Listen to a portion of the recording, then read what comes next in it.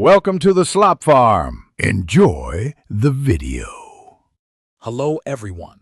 In this video I will explain how to play Geometry Dash using a controller. First, connect your chosen controller to your device, whether it's a computer or a mobile phone. Make sure your system recognizes it. Then, open Geometry Dash and head straight into the Settings menu. From there, you will find the Controls section, which is where we will customize everything to your liking. This initial setup is crucial for a smooth gaming experience. Now let's customize your in-game controls. In the Geometry Dash settings, find the jump action, which is the most important input. Assign this to a primary button on your controller that feels natural and easy to reach.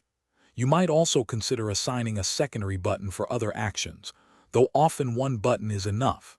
After setting your keybinds, jump into a practice level to test them out. Adjust as needed until your setup feels perfectly responsive and comfortable. When choosing a controller, most standard USB models will work well with Geometry Dash. Popular options like Xbox and PlayStation controllers are known for their excellent precision and robust build quality, making them great choices. If you are using a Bluetooth controller, remember to pair it correctly with your device first. The most important factor is that your controller has responsive buttons, as precise timing is key in Geometry Dash. A wired connection can often provide the most consistent and lag-free experience. To truly master Geometry Dash with a controller, consistent practice is essential. This helps build muscle memory and improves your timing significantly.